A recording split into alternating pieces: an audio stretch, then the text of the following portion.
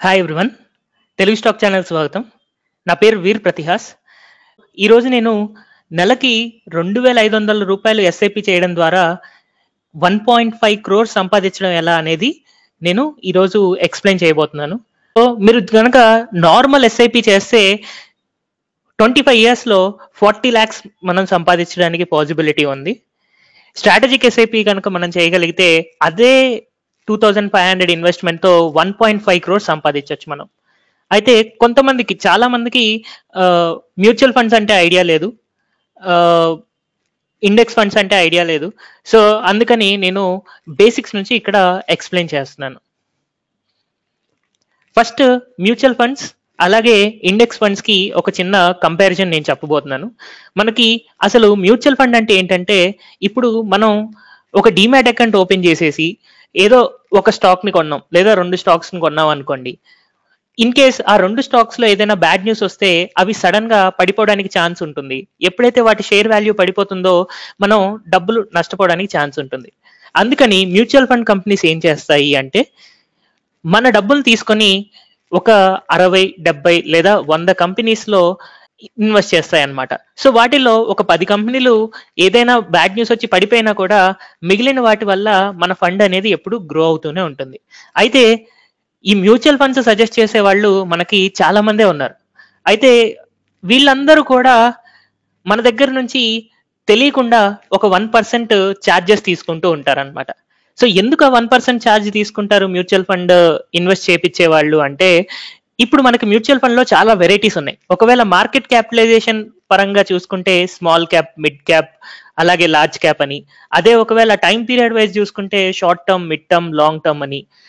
Type wise గా చూసుకుంటే dividend based లేదా మంత్లీ డివిడెండ్ ఇచ్చేవి లేదా గ్రోత్ బేస్డ్ అని, ఎమర్జింగ్ ఫండ్స్ అని, ఆర్బిట్రేజ్ ఫండ్స్ అని, డెప్ట్ ఫండ్స్ అని, సెక్టర్ ఫండ్స్ అని, ఇలా డిఫరెంట్ టైప్స్ ఉన్నాయి.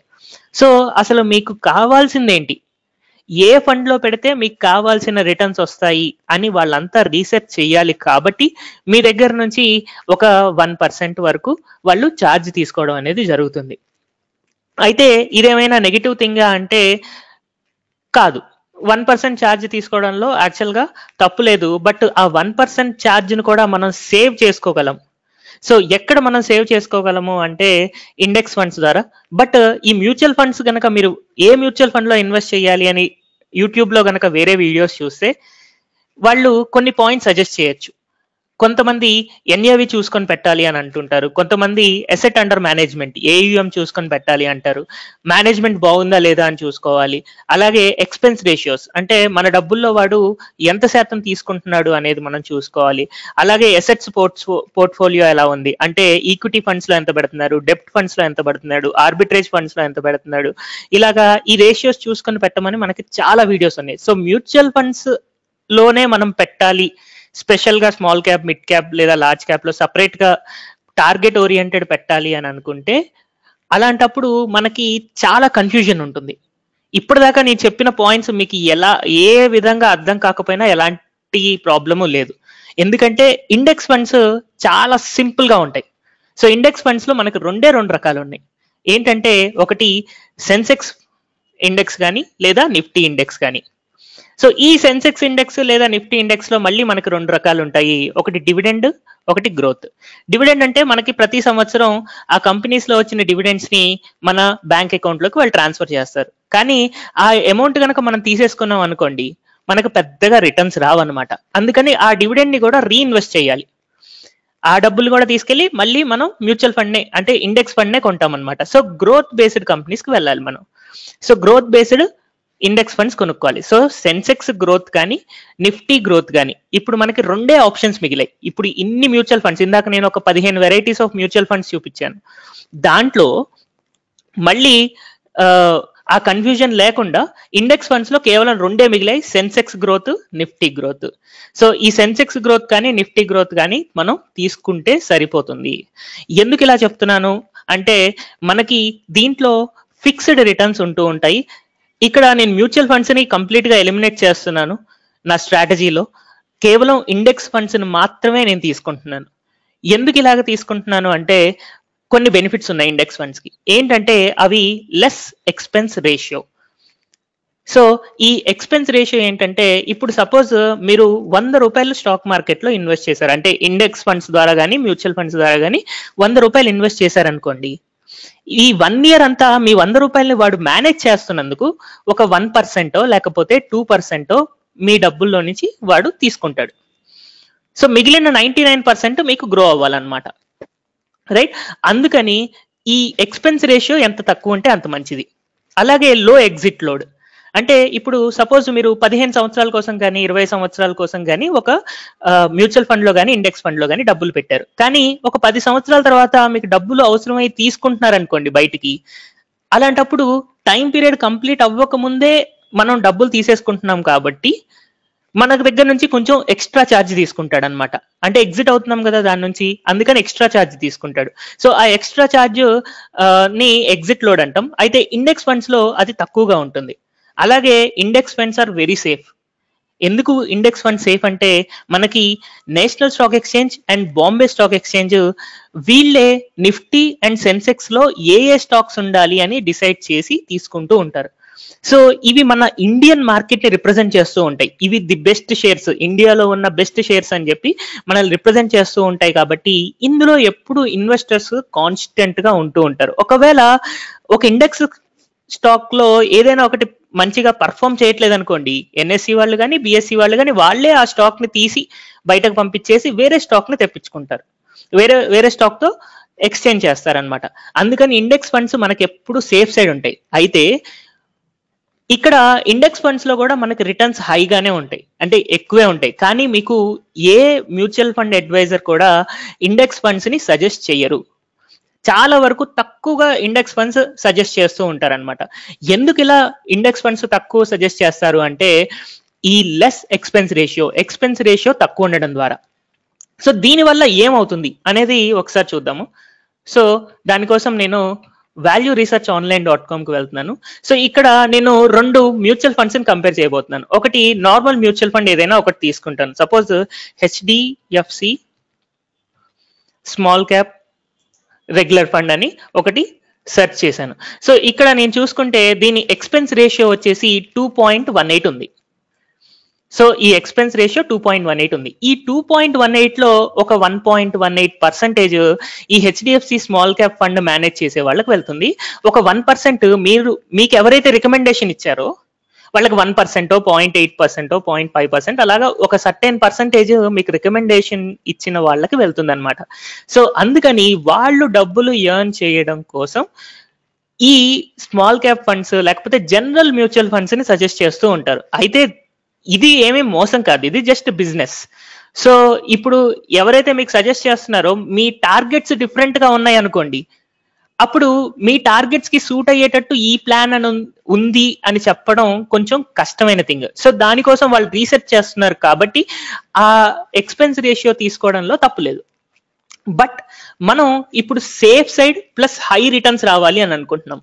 So safe side plus high returns రావాలి అని అనుకున్నప్పుడు ఇండెక్స్ ఫండ్స్ బెస్ట్ ఆప్షన్. అయితే ఇప్పుడు సపోజ్ నేను ఒక ఇండెక్స్ ఫండ్కి వెళ్తున్నాను, హెచ్డిఎఫ్సి, ఇదే సేమ్ హెచ్డిఎఫ్సి కంపెనీ వాడిది ఇండెక్స్ ఫండ్ కనుక నేను చూసుకుంటే, సో ఇండెక్స్ ఫండ్ నిఫ్టీ 50 అని ఉంది. దీన్ని కనుక నేను చూసుకున్నాను అనుకోండి, సో నా ఎక్స్పెన్స్ రేషియో కేవలం 0.3% ఉంది. చూసారు కదా, ఇందాక స్మాల్ క్యాప్ ఫండ్కి అయితే 2.18% తీసుకున్నారు.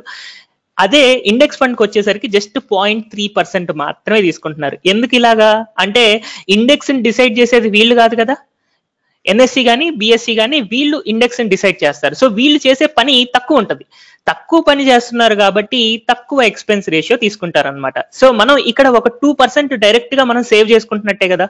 అక్కడ 2.18 ఉంది, ఇక్కడ 0.30 ఉంది. సో మనం సింపుల్ గా అదే నేను ఇంకొక ఫేమస్ మ్యూచువల్ ఫండ్ ఉంది, ఇండెక్స్ ఫండ్ ఉంది, UTI index fund. So UTI Nifty regular index ఫండ్కి వెళ్తే ఇది కేవలం 0.17% ఉంది. సో ఇక్కడ 2.18 కి 0.17 కి కంపేర్ చేసుకుంటే నేను ఎవ్రీ ఇయర్ 2% నేను డైరెక్ట్ గా సేవ్ చేస్తున్నట్టే కదా. సో అందుకని ఇక్కడ ఇది సజెస్ట్ చేయడం ద్వారా డబ్బులు రావు. కాబట్టి ఎవరైనా సరే ఫండ్ మేనేజర్స్ ఉన్నారో వాళ్ళు ఇండెక్స్ ఫండ్ ని కొంచెం తక్కువగా రిఫర్ చేస్తూ ఉంటారు. మాక్సిమం వేరే mutual funds, target based mutual funds ఏవైతే ఉన్నాయో కొంచెం రిస్క్ ఎక్కువ ఉంటుంది, రిటర్న్స్ కూడా హై ఉండడానికి ఛాన్స్ ఉంటుంది, అలాంటి మ్యూచువల్ ఫండ్స్ ని సజెస్ట్ చేస్తూ ఉంటారన్నమాట. అయితే ఈవెన్ ఎగ్జిట్ లోడ్ చూసుకున్నా కూడా మనకి ఇదే సేమ్ వాల్యూ రీసెర్చ్ దాంట్లో ఎగ్జిట్ లోడ్ కూడా ఇస్తాడు. మనకి యూటీఐ దాంట్లో ఎగ్జిట్ లోడ్ 0 ఉంది, కొన్ని వాటికి 0.25 ఉంటుంది, కొన్ని వాటికి 1% దాకా ఉంటుంది, కొన్ని 2% దాకా ఉంటుంది అనమాట.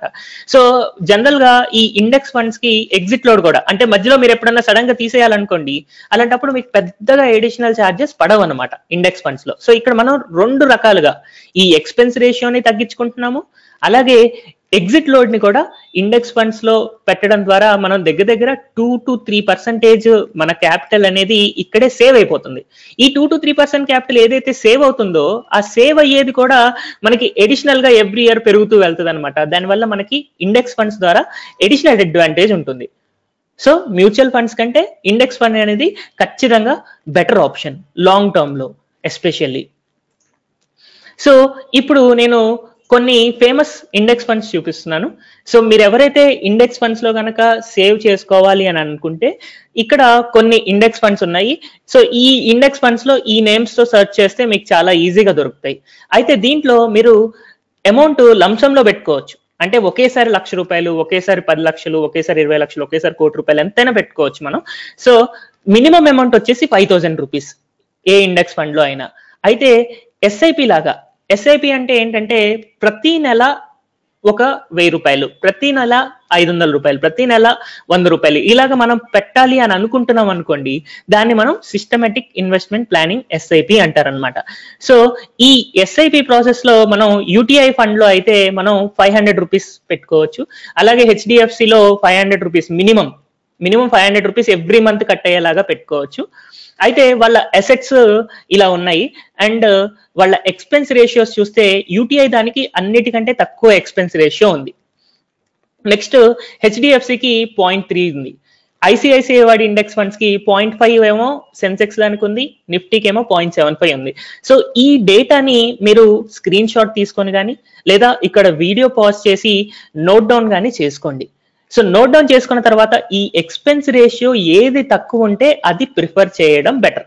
సో ఇక్కడ చూడండి, ఎల్ఐసి మ్యూచువల్ ఫండ్ లో అది ఇండెక్స్ ఫండ్ నిఫ్టీలో 1.2% మనకి ఎక్స్పెన్స్ రేషియో తీసుకుంటున్నాడు. అదే సేమ్ యూటీఐ వాడు 0.17 తీసుకుంటున్నాడు. సో మీకు 1% ఆఫ్ ది మనీ ఇక్కడ సేవ్ అవుతుంది కదా. ఎవ్రీ ఇయర్ 1% మీకు సేవ్ అవుతుందంటే దాని ద్వారా మీరు అడిషనల్ గా డబ్బులు సంపాదిస్తున్నట్టే కదా. అందుకని సో ఎక్స్పెన్స్ రేషియో తక్కువ ఉన్నది చూస్ చేసుకోవడం బెటర్. ఈ టేబుల్ ని మీరు నోట్ చేసుకోండి. నెక్స్ట్,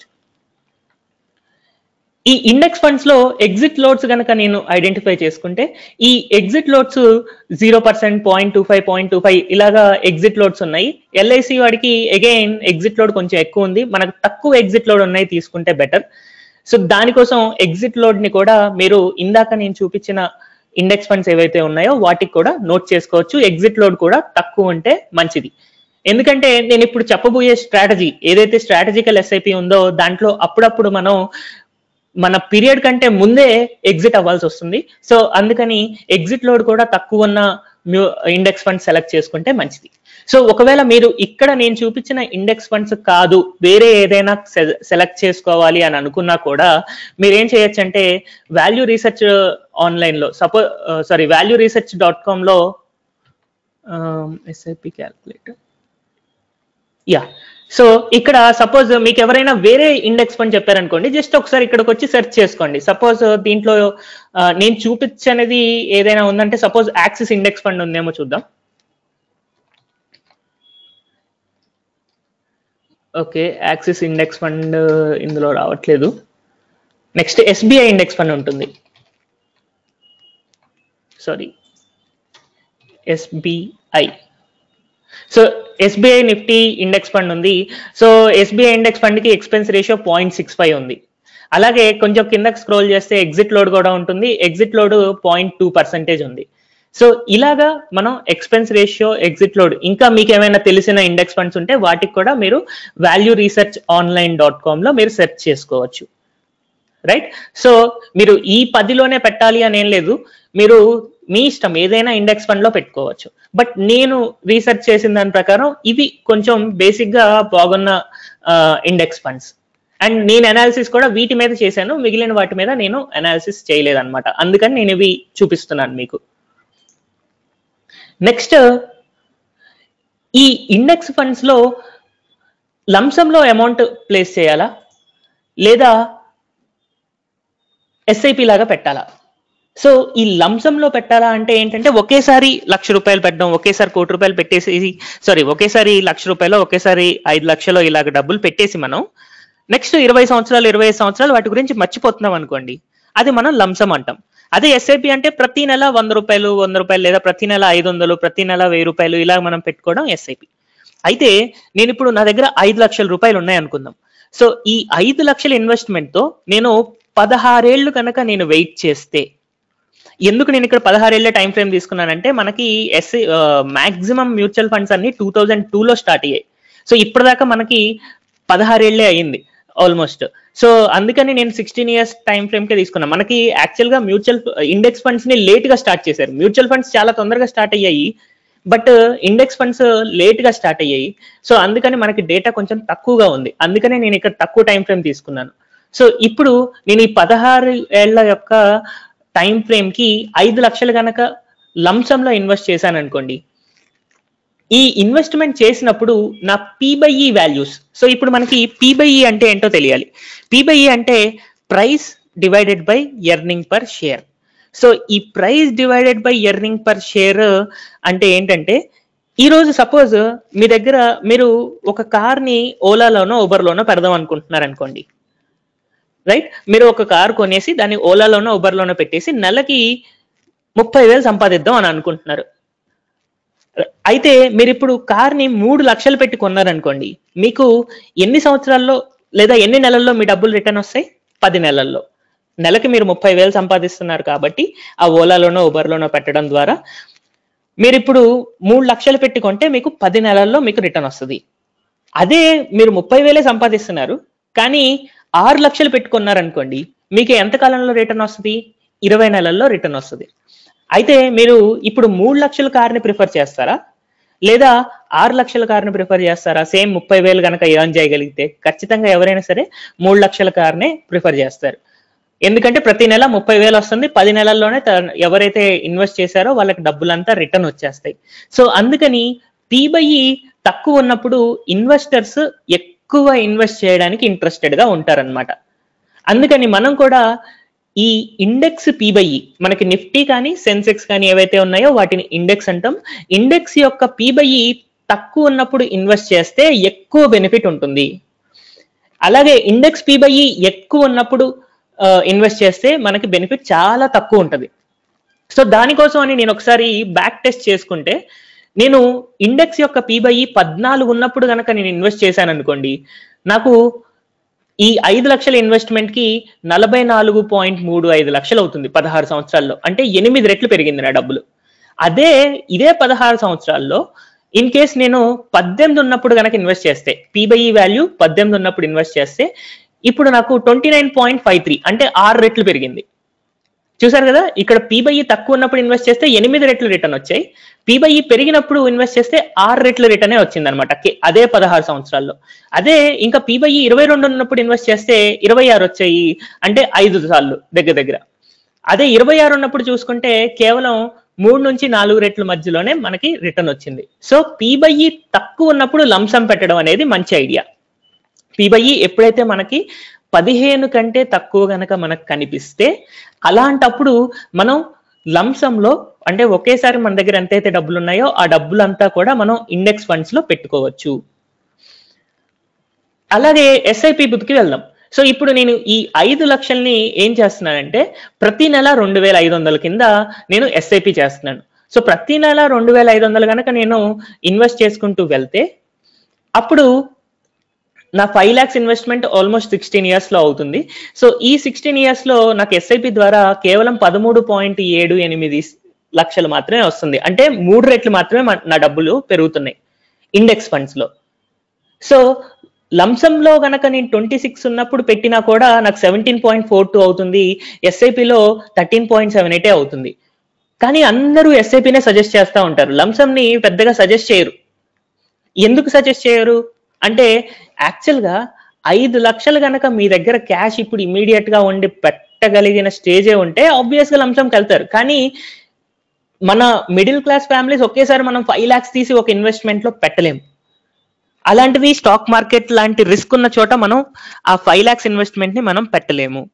అందుకని మాక్సిమం మిడిల్ క్లాస్ వాళ్ళు ఎవరైతే ఉన్నారో, మిడిల్ క్లాస్ అయినవచ్చు, లోవర్ క్లాస్ అవ్వచ్చు, ఎవరైనా కూడా ఎస్ఐపికి ఎక్కువ ప్రిఫరెన్స్ ఇస్తారు. కాబట్టి ఎక్కువ మంది ఎస్ఐపినే సజెస్ట్ చేస్తూ ఉంటారు. అండ్ 5 లక్షలు ఈ రోజు కనుక మన దగ్గర క్యాపిటల్ ఉంటే మనం వేరే రకమైన ఎసెట్ కొనుక్కోవచ్చు. ఇప్పుడు మనకి స్టాక్ మార్కెట్ లో షేర్స్ కొనడం అంటే ఏంటి, ఒక ఎసెట్ ని క్రియేట్ చేసుకుంటున్నాం. అదే 5 లక్షలు ఉన్నప్పుడు నేను 5 లక్షలతో ఇంకో ల్యాండ్ కొనుక్కోవచ్చు కదా, అది ఇంకా బెటర్ ఎసెట్ కదా, దాంట్లో సేఫ్టీ ఇంకా ఎక్కువ ఉంటుంది కదా. అందుకని లంసమ్ కంటే ఎస్ఐపినే ఎక్కువ మంది సజెస్ట్ చేస్తూ ఉంటారు. ఎందుకంటే మన దగ్గర అంత ఫ్రీ క్యాష్ ఉండవు కాబట్టి, ప్రతి నెల మనం ఎంతో కొంత అమౌంట్ సేవ్ చేసుకుంటూ ఉంటాం కాబట్టి ఎస్ఐపినే బెటర్, రైట్. సో ఈ ఎస్ఐపి ద్వారా 13.78 వస్తుంది. ఎప్పుడు 14 పి/ఈ ఉన్నప్పుడు స్టార్ట్ చేస్తే 13.78 లక్షలు వస్తుంది. అదే 18 ఉన్నప్పుడు స్టార్ట్ చేస్తే 11.91 లక్షలు వస్తుంది. 22 ఉన్నప్పుడు స్టార్ట్ చేస్తే 11.56 వస్తుంది. 26 ఉన్నప్పుడు స్టార్ట్ చేస్తే 10.94 వస్తుంది. అయితే ఇక్కడ ఎస్ఐపి నేను ఎప్పుడు స్టార్ట్ చేసినా నాకు 13 నుంచి 10 లక్షలు, అంటే ఒక 30% డిఫరెన్స్ ఉంది అంతే. ఎస్ఐపి నేను ఎప్పుడు స్టార్ట్ చేసినా పెద్ద ప్రాబ్లం లేదు. బట్ లంసమ్ అమౌంట్ పెట్టుకోవాలంటే మాత్రం మనం ఖచ్చితంగా పి/ఈ 15 కంటే కింద ఉన్నప్పుడు మాత్రమే మనం పెట్టుకోవాలి, రైట్. అలా కాకుండా ఎస్ఐపి మనం ఏ టైంలో అయినా స్టార్ట్ చేసుకోవచ్చు, రైట్. ఎస్ఐపికి టైంతో పని లేదు. సో అసలు ఎలాంటి నాలెడ్జ్ లేకపోయినా, స్టాక్ మార్కెట్ మీద ఎలాంటి నాలెడ్జ్ లేకపోయినా ఇండెక్స్ ఫండ్స్ లో ఎస్ఐపి చేసుకోవడం అనేది మనకి బెస్ట్ పద్ధతి అన్నమాట. అదే ఒకవేళ లంసమ్ అమౌంట్ ఉండి ఇన్ కేసు పి/ఈ 26 ఉన్నప్పుడు పెడితే మనకి 44 లక్షలు రావాల్సిన చోట కేవలం 17 లక్షలే వస్తుంది. అందుకని లంసమ్ లో ఈ టెక్నిక్ ఉంటుంది కాబట్టి ఇది తెలియకుండా పెడితే ఎక్కువ రావాల్సినంత లాభం రాదు. కాబట్టి ఎక్కువ మంది లంసమ్ ని ప్రిఫర్ చేయరు అనమాట, ఎస్ఐపినే ప్రిఫర్ చేస్తూ ఉంటారు. అంటే అసలు ఏం తెలియని వాళ్ళకి ఎస్ఐపిలో ఇన్వెస్ట్ చేస్తే ఎప్పుడైనా సరే వాళ్ళకి రావాల్సినంత రిటర్న్స్ వస్తాయి. అందుకని ఎస్ఐపికి సిస్టమ్కే మనం వెళ్తూ ఉంటాం అనమాట. అయితే ఇప్పుడు మీకు తెలియాల్సిన ఒక థింగ్ ఏంటంటే పి/ఈ అంటున్నారు. ఈ పి/ఈని మనం ఎక్కడ చూసుకోవాలి? సో దీనికోసం నేను సింపుల్ గా ఒక గూగుల్ పేజ్ కి వెళ్తాను. సో ఇక్కడ గూగుల్లో నేను జస్ట్ సెర్చ్ చేస్తున్నాను, ఏమని, పి/ఈ నిఫ్టీ అని. సో చేస్తే నాకు ఇక్కడ పి/ఈ, పి/బి, డివిడెండ్ ఈల్డ్ వాల్యూస్ అని వచ్చింది. సో ఇది కనుక నేను సెలెక్ట్ చేసి ఓపెన్ చేశాను అనుకోండి, ఇక్కడ ఆటోమేటిక్ గా నాకు చాలా ఆప్షన్స్ వచ్చేస్తాయి. దీంట్లో నేను టైం ఫ్రేమ్, సపోజ్ ఇవాళ డేట్ పెడుతున్నాను, సపోజ్ జనవరి నుంచి ఇవాళ దాకా డేట్ పెట్టాను అనుకోండి, 2019. ఇవాళ నేను చేసే డేట్ వచ్చేసి 18th ఫిబ్రవరి 18th. నేను సెలెక్ట్ చేసుకుని ఇక్కడ పి/ఈ అనే ఆప్షన్ సెలెక్ట్ చేసి గెట్ డేటా మీద క్లిక్ చేస్తున్నాను. అప్పుడు నాకు పి/ఈ చూడండి 26.28, 26. సో 26, 25 రోజు పి/ఈ వాల్యూ అనేది నాకు మారుతూ ఉంది కదా. సో పి/ఈ 26 ఉన్నప్పుడు, ఇలాంటప్పుడు మనం ఎలాంటి డెసిషన్ తీసుకోవాలి? సో ఇందాక నేను చూసిన టేబుల్ ప్రకారం పి/ఈ 26 కంటే ఎక్కువ ఉంది, అంటే నాకు చాలా తక్కువ రిటర్న్ వస్తుంది. ఇప్పుడు నేను లంసమ్ అమౌంట్ కనుక పెట్టుకుంటే నెక్స్ట్ 16 ఏళ్లలో, లేదా నెక్స్ట్ 15 ఏళ్లలో, లేదా నెక్స్ట్ 20 ఏళ్లలో నాకు చాలా తక్కువ రిటర్న్ వస్తుంది. బట్ ఎస్ఐపి స్టార్ట్ చేసుకోవచ్చు మనం కదా. ఎస్ఐపి, నార్మల్ ఎస్ఐపి అనేది మనం స్టార్ట్ చేసుకోవచ్చు. సో ఈ డేటా ఎలా చూడాలి అనేది మీరు ఒక్కసారి నేను మళ్ళీ రిటర్న్ చూపిస్తున్నాను. సో సింపుల్ గా google.com కి వెళ్తారు. దీంట్లో పి/ఈ నిఫ్టీ అని ఎంటర్ చేసుకుంటారు. సో పి/ఈ నిఫ్టీ ఎంటర్ చేస్తే ఫస్ట్ వచ్చిన లింక్ మీద క్లిక్ చేయొచ్చు. మీకు సపోజ్ ఆ పర్టికులర్ డే రోజు డేట్ కావాలి అని అనుకోండి. సో ఆ డేట్ వరకు నేను ఎంటర్ చేసుకుంటున్నాను, ఫిబ్రవరి 18th ఇవాళ. పి/ఈ సెలెక్ట్ చేసుకుని గెట్ డేటా కొడితే నాకు ఇక్కడ పి/ఈ వస్తుంది. సో పి/ఈ ఆ రోజు ఎంత ఉంది అని చూసుకొని మనం దానికి తగ్గట్టు మనం ఎస్ఐపి స్టార్ట్ చేయాలా లేదా లంసమ్ స్టార్ట్ చేయాలా అని డెసిషన్ తీసుకోవచ్చు. బట్ ఇప్పుడు ఉన్న స్టేజ్ లో 26 ఉంది కాబట్టి ఎస్ఐపి స్టార్ట్ చేయడం బెటర్ కదా. నెక్స్ట్, సో దీంట్లో ఇప్పుడు నేను ఒకటి ఎక్స్ప్లెయిన్ చేయబోతున్నాను. జనరల్ గా నార్మల్ ఎస్ఐపి ఉంటుంది, స్ట్రాటజిక్ ఎస్ఐపి ఉంటుంది. ఈ నార్మల్ ఎస్ఐపి ఏదైతే ఉందో ఈ నార్మల్ ఎస్ఐపి కంటే మనం స్ట్రాటజిక్ ఎస్ఐపి ద్వారా ఎక్కువ రిటర్న్ సంపాదించవచ్చు అనమాట. సో అందుకని ఒకసారి నార్మల్ ఎస్ఐపి డేటా నేను తీసుకోవడం కోసం ఒకసారి హెచ్డిఎఫ్సి ఇండెక్స్ ఫండ్ యొక్క డేటా తీసుకున్నాను. అది 2001 జనవరి 1, 2003 నుంచి నేను 2500 కనుక ప్రతి నెల ఇన్వెస్ట్ చేసుకుంటూ వెళ్ళాను అనుకోండి. ఇలా ప్రతి నెల ఇన్వెస్ట్ చేసుకుంటూ వెళ్తే డిసెంబర్ 2018 కి మనకి 16 సంవత్సరాలు కంప్లీట్ అవుతుంది. సో ఈ 16 సంవత్సరాల్లో నాకు 4,80,000 నేను ఇన్వెస్ట్ చేస్తే, ఎవ్రీ మంత్ 2,500 ఇన్వెస్ట్ చేస్తే 4,80,000 నేను ఇన్వెస్ట్ చేసినట్టు. ఇన్వెస్ట్ చేస్తే అవి 13,22,928 రూపాయలు అయిందనమాట. అదే దాన్ని నేను ఎక్సెల్ షీట్ లోకి జనరేట్ చేసుకున్నాను. సో ఆ ఎక్సెల్ షీట్ లోకి జనరేట్ చేసి నేను ఓన్ గా క్యాలిక్యులేట్ చేసుకుంటే అది ఎగ్జిట్ లోడ్ అలాంటివి కూడా, ఎగ్జిట్ లోడ్ ఎక్స్పెన్స్ రేషియో అలాంటివి కూడా కంపేర్ చేసుకుంటే నాకు ప్రెసెంట్ వాల్యూ వచ్చేసి నార్మల్ గా నేను చేసుకుంటూ వెళ్ళాను అనుకోండి.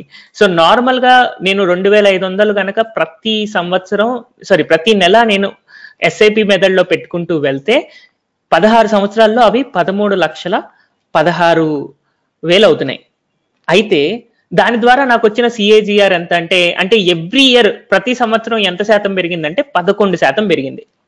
యాక్చువల్ గా మీరు ఎలాంటి రిస్క్ తీసుకోకుండా మీరు ఇదే అమౌంట్ ని ఫిక్స్డ్ డిపాజిట్ చేస్తుంటే మీకు 7% రిటర్న్ వచ్చేది.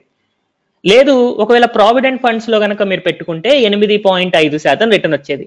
దానికంటే మీకు ఒక 3% ఎక్కువ రిటర్నే వచ్చింది. నార్మల్ ఎస్ఐపి ద్వారా 11% రిటర్న్ వచ్చింది. కానీ దీనికంటే ఎక్కువ మనం సంపాదించవచ్చు. సో ఎలా సంపాదించవచ్చు అనేది ఇప్పుడు నా టెక్నిక్ ద్వారా మీకు అర్థం అవుతుంది. సో ఈ స్ట్రాటజిక్ మ్యూచువల్ ఫండ్ అనాలిసిస్ ఏదైతే ఉందో లేదా స్ట్రాటజిక్ ఎస్ఐపి ఏదైతే ఉందో దీంట్లో నేనేం చేస్తున్నానంటే ఎప్పటికప్పుడు నిఫ్టీ యొక్క పీబైఈని ప్రతి నెల స్టార్టింగ్ లో నేను చూసుకుంటా. సో ఇది ఫిబ్రవరి కదా, సపోజ్ మార్చ్ ఉంది, మార్చ్ 1న నిఫ్టీ పీబైఈ ఎంత ఉంది అని చెప్పి నేను ఎంటర్ చేసుకుంటాను అనమాట. అలా ప్రతి నెల స్టార్టింగ్ లో నిఫ్టీ పీబైఈ ఎంత ఉంది అని నేను ప్రతి సంవత్సరం నేను క్యాలిక్యులేట్ చేసుకున్నాను. ప్రతి సంవత్సరం ప్రతి నెల నేను అక్కడ డేటా తీసుకున్నాను కదా, గూగుల్లో సింపుల్ గా నిఫ్టీ పీబైఈ అని ఎంటర్ చేసి ఆ డేటా తీసుకున్న తర్వాత ఏం చేస్తున్నానంటే ఎప్పుడైతే ఒకవేళ నిఫ్టీ పీబైఈ గనక 25 దాటింది అనుకోండి, నిఫ్టీ పీబైఈ 25 దాటితే నేను ఈ ఎస్ఐపిలో నుంచి ఎగ్జిట్ అయిపోతున్నా. అంటే ఏదైతే ఎస్ఐపి అప్పటిదాకా కొనుక్కుంటూ వెళ్ళానో నేను ఆ ఎస్ఐపిని క్యాన్సిల్ చేసేస్తున్నా, మొత్తం అమ్మేస్తున్నా. సో అమ్మేసి ఏం చేస్తున్నాను, సో నేను ఇక్కడ యాక్చువల్ గా 2003 నుంచి నేను డబ్బులు 2,500 ఇన్వెస్ట్ చేసుకుంటూ వచ్చిన తర్వాత ఎప్పుడు నాకు 25 దాటలేదు. ఒకేసారి 2008 జనవరి 1న 25 దాటింది. సో అప్పుడు నేను ఎస్ఐపిలో నుంచి డబ్బులు మొత్తం విత్డ్రా చేసుకున్నప్పుడు నాకు కొంత ఎగ్జిట్ లోడ్ పడుతుంది అనమాట. సో ఎగ్జిట్ లోడ్ యాక్చువల్ గా ఇందాక ఆల్రెడీ వాల్యూ రీసెర్చ్ online.com లో నేను చూపించాను. ఎగ్జిట్ లోడ్ 0.25% నుంచి 1% ఉంది. సో నేను వర్స్ట్ కేస్ 1% తీసుకున్నా, రైట్. వర్స్ట్ కేసు అంటే యాక్చువల్ గా 0.25% పడుతుంది, 0% పడుతుంది, బట్ నేను ఇంకా వర్స్ట్ కేసు 1% పోయిందే అని అనుకున్నా. సో అనుకుంటే ఇప్పుడు 4,12,000 రూపాయలు నాకు వచ్చాయి. ఎప్పుడు 2003 నుంచి నేను 2,500 అలా పెట్టుకుంటే 4,12,000 రూపాయలు నేను విత్డ్రా చేసి వీటిని నేను ఏం చేస్తున్నానంటే లిక్విడ్ ఫండ్స్ లోకి డైవర్ట్ చేస్తున్నాను, రైట్. ఎందుకు ఇలా లిక్విడ్ ఫండ్స్ లోకి డైవర్ట్ చేస్తున్నా, స్టాక్ మార్కెట్ లో ఉంచట్లేదు, ఎందుకు ఎగ్జిట్ అయిపోతున్నా అంటే దాని యొక్క నెట్ అసెట్ వాల్యూ ఉంది చూడండి ఇక్కడ. సో నెట్ అసెట్ వాల్యూ అంటే సింపుల్ గా ఒక స్టాక్ ప్రైస్ ఎలాగో ఒక మ్యూచువల్ ఫండ్ యొక్క అసెట్ వాల్యూ అనమాట. సో ఆ asset value stock prices increase అవుతుంటే అసెట్ వాల్యూ ఇంక్రీజ్ అవుతూ ఉంటుంది. 2008లో ఏమైందంటే 57 రూపాయలు 39 పైసలు ఉంది. నేను ఏ టైంలో ఎగ్జిట్ అయ్యానో అప్పుడు 57 రూపాయలు 39 పైసలు ఉంది. ఇక్కడ మనం ఎక్కువ పే చేస్తున్నాం, పీబైఈ ఎక్కువ ఉంది, 25 ఉంది అంటే మన ఎర్నింగ్స్ కి మనం చాలా ఎక్కువ పే చేస్తున్నాం.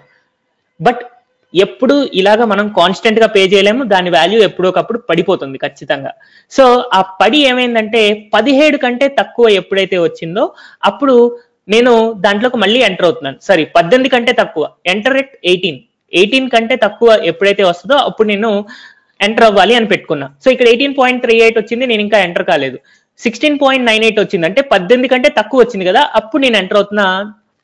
అప్పుడు చూడండి దాని వాల్యూ 24.28 అయింది. సో ఒకవేళ నేను దీన్ని కంటిన్యూ చేసుకుంటూ వెళ్తే 57 నుంచి 24 దాకా పడిపోయింది, అంటే ఆల్మోస్ట్ సగం వాల్యూ దాన్ని పడిపోయింది. సో ఈ పడిపోయే టైంలో నేను ఇండెక్స్ ఫండ్ తో ఉండాలి అని అనుకోవట్లే. ఓన్లీ ఇండెక్స్ ఫండ్ పెరిగేటప్పుడు మాత్రమే నేను దాంతో పాటు ఉండాలి, పడిపోయేటప్పుడు నేను దాంతో ఉండను. అందుకని నాకు ఎక్కువ రిటర్న్స్ రావడానికి ఛాన్స్ ఉంటుంది. అయితే ఇప్పుడు ఏవైతే ఈ డబ్బులు, ఈ 4 లక్షలు నేను విత్డ్రా చేసేసానో, ఆ ఎస్ఐపిని క్యాన్సిల్ చేసి తీసేసుకున్నానో, దాన్ని నేను ఏం చేస్తున్నానంటే లిక్విడ్ ఫండ్ లో పెట్టుకుంటున్నా. ఇప్పుడు లిక్విడ్ ఫండ్ అంటే ఏంటి అంటే మనకి కొన్ని డెప్ట్ ఫండ్స్ ఉంటూ ఉంటాయి అన్నమాట.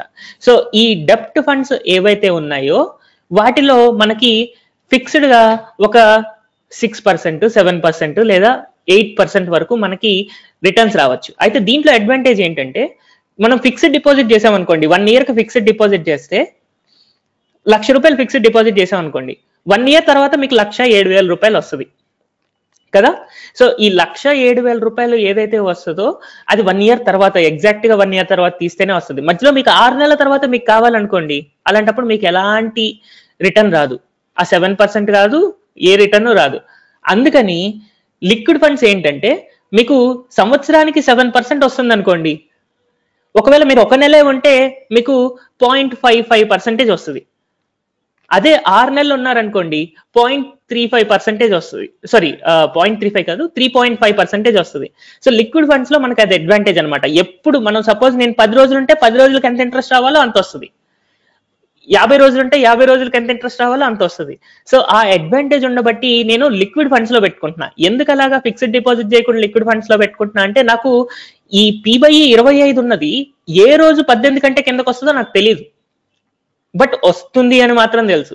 సో అందుకని ఏ రోజు వస్తుందో నాకు తెలియదు కాబట్టి నేను హ్యాపీగా లిక్విడ్ ఫండ్స్ లో పెట్టుకుంటున్నాను అనమాట. లిక్విడ్ ఫండ్స్ లో పెట్టుకుంటే నాకు ఫిక్స్డ్ డిపాజిట్ ఎంతైతే ఇస్తుందో ఆల్మోస్ట్ అంతే పర్సంటేజ్ రిటర్న్ ప్రతి రోజుకి నాకు క్యాలిక్యులేట్ చేసుకుంటూ వస్తుంది. అయితే ఈ లిక్విడ్ ఫండ్స్ లో ఇంకొక ప్రాబ్లం ఏంటి అంటే, ఈ 2,500 ఇన్వెస్ట్మెంట్ మనం చేయడానికి కుదరదు, మినిమం 5,000 పెట్టాలన్నమాట. లిక్విడ్ ఫండ్స్ లో మినిమం అమౌంట్ మనం పెట్టాల్సింది 5,000. అందుకని నేను ఒక నెలలో 5,000 పెడుతున్నాను, ఇంకో నెలలో పెట్టట్లే. ఎందుకంటే మన జనరల్ ఎస్ఐపి మీద ఏంటి 2,500 పెట్టుకుంటే వెళ్ళాలి కదా. అందుకని నేనేం చేస్తున్నా అంటే, ఒక నెలలో 5,000 పెడుతున్నాను, ఇంకొక నెలలో అసలు ఏం పెట్టట్లేదు.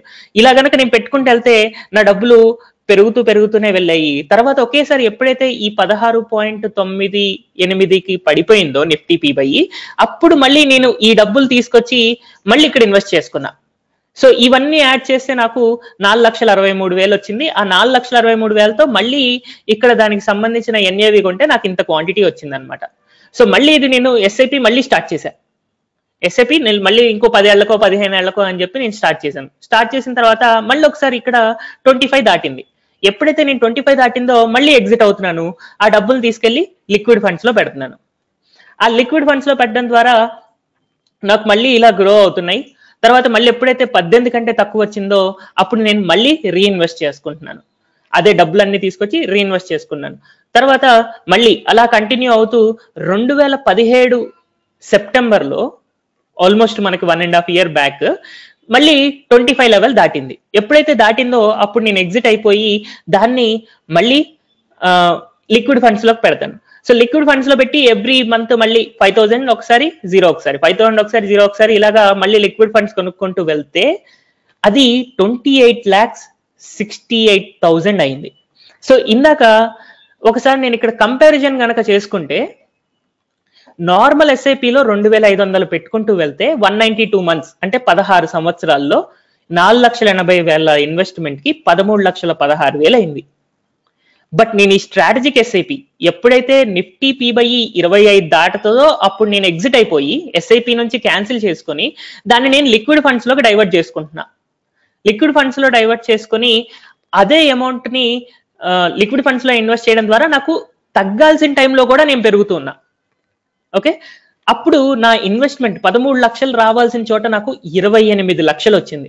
అంటే నాకు డబల్ కంటే ఎక్కువ డబ్బులు వచ్చాయి కదా. అలాగే ప్రాఫిట్ కనుక చూసుకుంటే 8,36,000 ప్రాఫిట్ రావాల్సిన చోట నాకు 23 లక్షలు, ఆల్మోస్ట్ 3 రెట్లు ప్రాఫిట్, నాకు ఎక్కువ వచ్చింది. సో అందుకని మనం ఇండెక్స్ ఫండ్స్ ని ఈజీగా ఐడెంటిఫై చేసుకోవచ్చు. ఉన్నాయి రెండే, సెన్సెక్స్, నిఫ్టీ.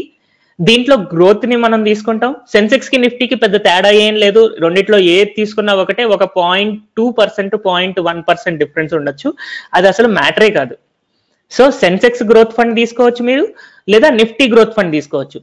ఎలాంటి ఏ ఇండెక్స్ ఫండ్ అయినా ఒకటే ఆల్మోస్ట్, బట్ ఎక్స్పెన్స్ రేషియో తక్కువ ఉన్నది. ఇందాక మనం చూసాం కదా, యూటీఐ ఉంది, హెచ్డిఎఫ్సి ఉంది, లేకపోతే రిలయన్స్ ఉంది.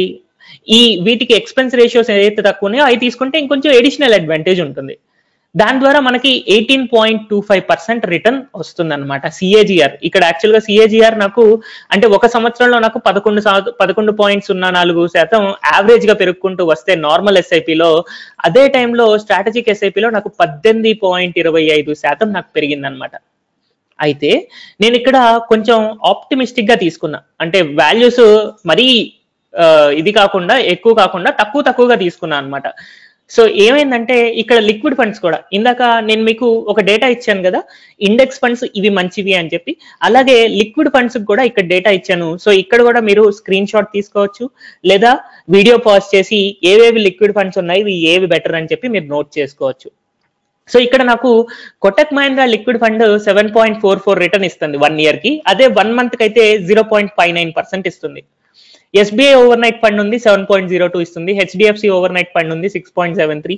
ఆదిత్య బిర్లా సన్ లైఫ్ 7.82, అన్నిటికంటే ఎక్కువ ఇదే.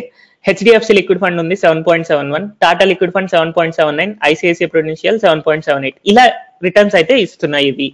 అయితే ఇవి ఫిక్స్డ్ ఉంటాయా అంటే ఉండవు. సో అందుకని మనం 6%, 7.7%, 7.8% అనుకోవచ్చు. అయితే నేను వర్స్ట్ కేస్ 6% తీసుకున్నా. నా క్యాలిక్యులేషన్స్ ఏవైతే ఉన్నాయో వాటిలో వర్స్ట్ కేస్ 6% తీసుకున్నా. సపోజ్ నేను అక్కడ 6 కాకుండా మనం 7.7% కనుక నేను లిక్విడ్ ఫండ్స్ ద్వారా వస్తుంది అని అనుకుంటే, ఎగ్జిట్ లోడ్ కూడా 0.25%. ఇప్పుడు ప్రెసెంట్ 0.25 ఉంది, బట్ ఫ్యూచర్ లో మేబీ 1 చేస్తారేమో అన్న ఎక్స్పెక్టేషన్ తో నేను 1 తీసుకున్నాను. బట్ ప్రెసెంట్ స్టాటిస్టిక్స్ కనుక నెక్స్ట్ 20 years కూడా క్యాలిక్యులేట్ చేసుకుంటే, అప్పుడు నాకు 28 lakhs కాకుండా 30 lakhs వస్తుంది. ఇంకో 2 లక్షలు ఎక్కువ బెనిఫిట్ ఉంది. ఎప్పుడు ప్రెసెంట్ ఇప్పుడు ఉన్న స్టేజ్ లో గనక ఉంటే మార్కెట్, ఇప్పుడు ఎలా అయితే జరుగుతుందో నెక్స్ట్ 20 years కూడా అలా జరిగితే 30 లక్షలు సంపాదిస్తారు.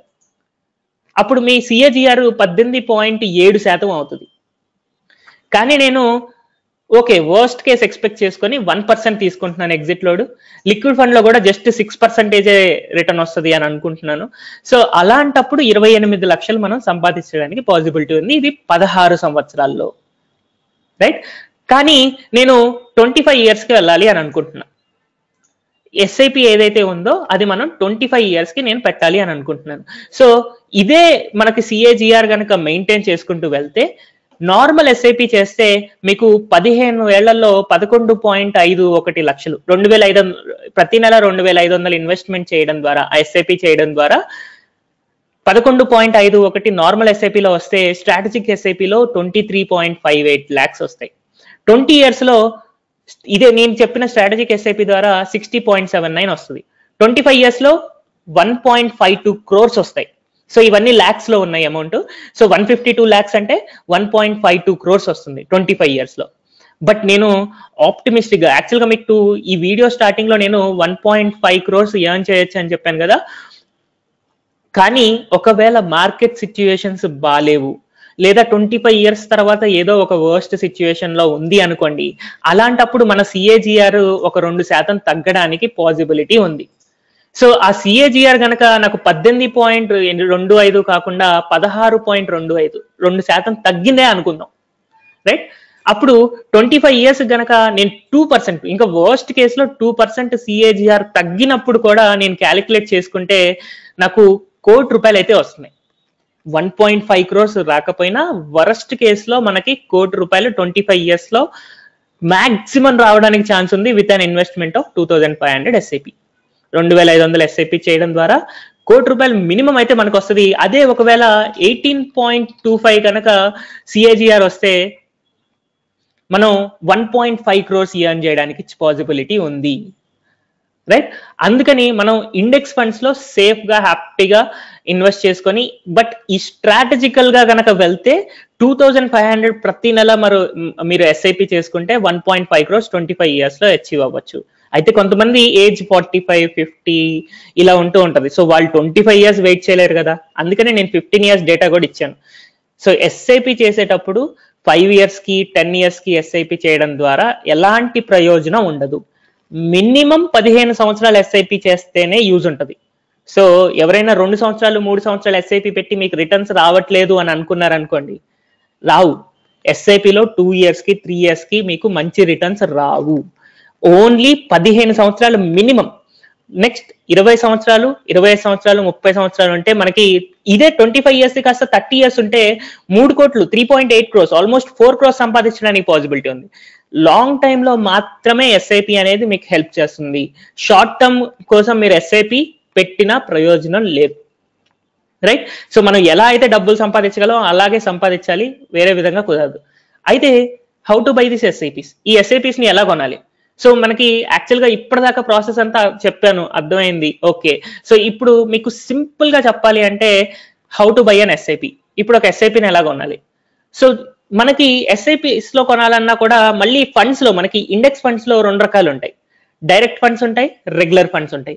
రెగ్యులర్ ఫండ్స్ లో మనకి ఛార్జెస్ కొంచెం ఎక్కువ ఉంటాయి అనమాట, డైరెక్ట్ ఫండ్స్ లో తక్కువ ఉంటాయి. సో ఇప్పటిదాకా మనం ఎగ్జిట్ లోడ్ కానీ ఎక్స్పెన్స్ రేషియో కానీ ఇలాగా అన్ని తగ్గించుకుంటూ వస్తున్నాం కదా, అంటే ఛార్జెస్ తక్కువ ఇవ్వడం ద్వారా మనం ఎడిషనల్ గా డబ్బులు సేవ్ చేసుకుంటున్నాం కదా. అలాగే డైరెక్ట్ ఫండ్స్ తీసుకోవడం ద్వారా మనకి ఇంకా ఎడిషనల్ గా డబ్బులు మిగులుతాయి అనమాట.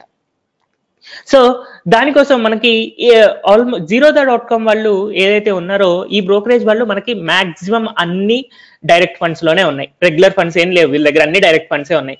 సో మీరు ఒకవేళ జీరోదా ఆల్రెడీ కస్టమర్ అయితే మీరు ఈజీగా జీరోదా కాయిన్ ద్వారా ఎలాంటి మ్యూచువల్ ఫండ్ అయినా కొనొచ్చు. లేదు ఒకవేళ మీకు వేరే అకౌంట్స్ కనుక ఉంటే జీరోదా ద్వారా చేయడం ద్వారా మీకు ఎంత లేదన్నా సరే ఒక 3 నుంచి 4 లక్షలు చాలా ఈజీగా సేవ్ అవుతాయి.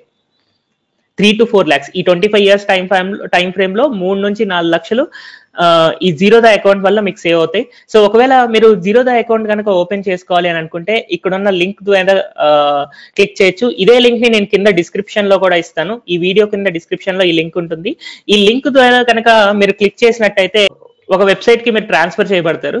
సో అది ఎలా ఉంటుందంటే, సో మీరు కింద చూపించిన డిస్క్రిప్షన్ లో ఉన్న లింక్ మీద కనుక మీరు క్లిక్ చేస్తే మీకు ఇలాంటి పేజ్ ఒకటి వస్తుంది. సో జీరోదా అకౌంట్ ఓపెన్ చేయడం కోసం మీరు మీ name, mobile number and email address enter చేసి కంటిన్యూ టు సైన్ అప్ కనుక కొడితే మీకు కస్టమర్ కేర్ వాళ్ళు మీకు కాల్ చేసి ఈ జీరోదా అకౌంట్ ఎలా ఓపెన్ చేయాలి అనేది మీకు ఎక్స్ప్లెయిన్ చేస్తారు. లేదా యూట్యూబ్ లో జీరోదా అకౌంట్ ఎలా ఓపెన్ చేయాలి అని కనుక మీరు ఎంటర్ చేస్తే మీకు చాలా వీడియోస్ ఉన్నాయి, అవి ఫాలో అవుతూ కూడా మీరు జీరోదా అకౌంట్ ఓపెన్ చేసుకోవచ్చు.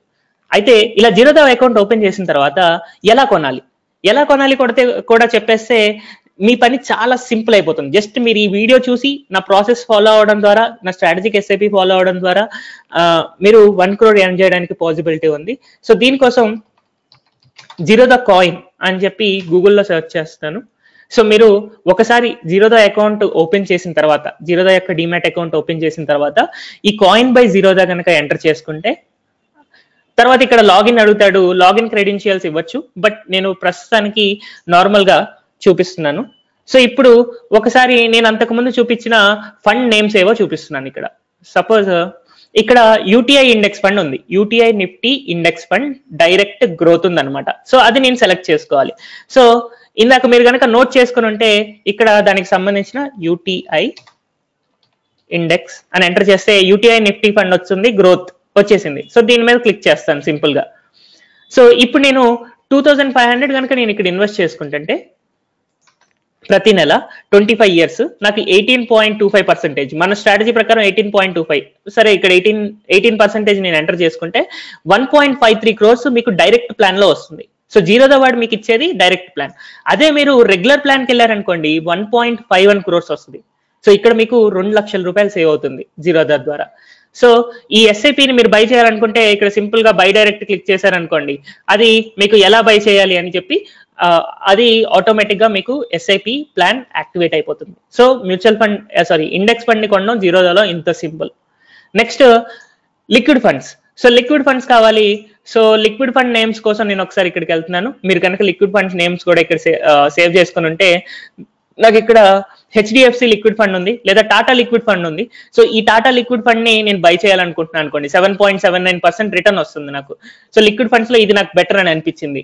అందుకని, అంటే మీ ఇష్టం, మీకు ఏదైనా బెటర్ అనిపించవచ్చు. సో మీరు అనిపించిన దాని ప్రకారం మీకు ఏది కావాలి అని అనుకుంటే, దానికోసం మళ్ళీ జీరోదా కాయిన్ లో టాటా లిక్విడ్ ఫండ్ కదా, టాటా లిక్విడ్ ఫండ్ ఏదైతే ఉందో, Tata liquid fund direct plan కి వెళ్ళిపోతాం. దాంట్లో ఎంత అమౌంట్ పెట్టాలనుకుంటున్నారు? Suppose lump sum. లిక్విడ్ ఫండ్స్ లో మనకు ఒకేసారి డబ్బులు వచ్చేస్తాయి కదా, ఆ డబ్బులు అంతా అంటే ఇందాక దాకా మనం ఏదైతే ఎస్ఐపి పెట్టామో ఆ ఎస్ఐపిని క్యాన్సిల్ చేసి ఇప్పుడు లిక్విడ్ ఫండ్ లో పెడుతున్నాం కదా. సో ఆ లిక్విడ్ ఫండ్ లో అమౌంట్ సపోజ్ 1 లక్ష రూపాయలు ఉందనుకోండి. ఇప్పుడు నేను 5 years కోసం పెడుతున్నానని చెప్పేసి ఫస్ట్ అయితే పెట్టేస్తాను. ఎక్స్పెక్టెడ్ రిటర్న్ మనకి 7% ఉంటుంది జనరల్ గా. సో ఇక్కడ కూడా నాకు ఒక 3,000 రూపాయలు సేవ్ అవుతున్నాయి డైరెక్ట్ ఫండ్స్ చేయడం ద్వారా, రైట్. 14 రెగ్యులర్ చేస్తే 14.07 వస్తుంది. నేను డైరెక్ట్ గా చేస్తున్నాను కాబట్టి 14.11, అంటే ఒక 3,000 రూపాయలు నాకు ఇక్కడ కూడా, 4,000 రూపాయలు ఇక్కడ కూడా నాకు సేవ్ అవుతుంది. సో ఈ విధంగా మనకి ఎడిషనల్ సేవింగ్స్ ఉంటాయి అని చెప్పి జీరోదా అనేది నేను ఇక్కడ సజెస్ట్ చేస్తున్నాను.